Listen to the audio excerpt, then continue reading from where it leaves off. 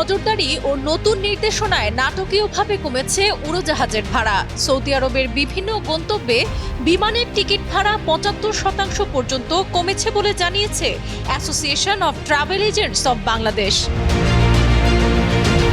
গত ডিসেম্বর ও ফেব্রুয়ারিতে যাত্রীদের ঢাকা থেকে সৌদি আরবের প্রধান শহরগুলোতে যেতে বিমান টিকিটে অতিরিক্ত ভাড়া দিতে বাধ্য করা হয়েছিল। গ্রুপ বুকিং স্কিমের অধীনে টিকিটের দাম ১,৯০,০০০ টাকা পর্যন্ত বেড়ে গিয়েছিল। সরকারের নজরদারিতে এখন ভাড়া ৪৮,০০০ থেকে ৫০,০০০ টাকায় নেমে এসেছে। কিছু উড়োজাহাজ সংস্থা ঢাকা থেকে দাম্মাম ও রিয়াদের মতো রুটে টিকিট ভাড়া কমিয়ে ৩৫,০০০ টাকায় দিচ্ছে। সংশ্লিষ্টরা বলছেন, উড়োজাহাজ ভাড়ায় নৈরাজ্য ঠেকাতে বেসামরিক বিমান পরিবহন ও পর্যটন মন্ত্রণালয় গত ১১ ফেব্রুয়ারি টিকিট বুকিংয়ে কঠোর নিয়মকানুন জারি করে। জেদ্দা, মদিনা, দাম্মাম ও রিয়াদের মতো গন্তব্যস্থলে যাতায়াতের স্বচ্ছতা উন্নত করা ও কৃত্রিমভাবে স্ফীতমূল্য হ্রাস করার লক্ষ্যে এই নির্দেশিকা জারি করা হয়। নতুন নিয়ম অনুসারে টিকিট বুকিংয়ে যাত্রীর নাম, পাসপোর্টের বিবরণ ও পাসপোর্টের একটি ফটোকপি দেওয়া বাধ্যতামূলক করা হয়েছে।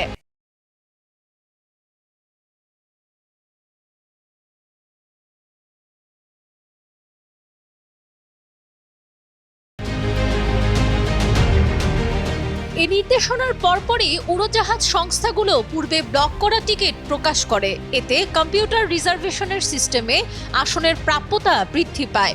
এছাড়া উড়োজাহাজ সংস্থাগুলোর মধ্যে প্রতিযোগিতা বেড়েছে, যা দাম কমাতে উদ্বুদ্ধ করছে।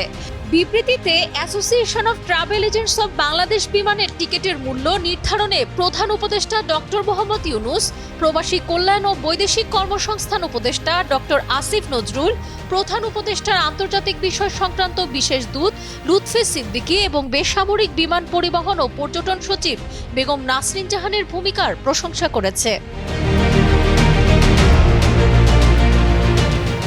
উড়োজাহাজে ভ্রমণকারী, বিশেষ করে সাশ্রয়ী মূল্যের টিকিটের উপর নির্ভরশীল অভিবাসী কর্মীদের উপর আর্থিক বোঝা কমাতে এটাকে সময় উপযোগী ও প্রয়োজনীয় পদক্ষেপ বলে অভিহিত করেছে আটাব। এর আগে চলতি বছরের ২৬শে জানুয়ারি আটাব এক সংবাদ সম্মেলনে সরকারকে টিকিটের ক্রমবর্ধমান মূল্য ও বাজার সিন্ডিকেটের বিরুদ্ধে অবিলম্বে ব্যবস্থা নেওয়ার আহ্বান জানায়। আটাব মহাসচিব আফসিয়া জান্নাত সালে বলেছেন, এই উদ্যোগ কেবল যাত্রীদের জন্যই নয়, ভ্রমণ শিল্পের জন্য উপকারী। এটি আরও স্বচ্ছ ও প্রতিযোগিতামূলক বাজার নিশ্চিত করবে। তিনি উড়োজাহাজ সংস্থাগুলোকে আগের চর্চায় ফিরে যাওয়া থেকে বিরত রাখতে সরকারি তদারকি অব্যাহত রাখার উপর জোর দেন। সাবরিনা কাজী, কালের কণ্ঠ।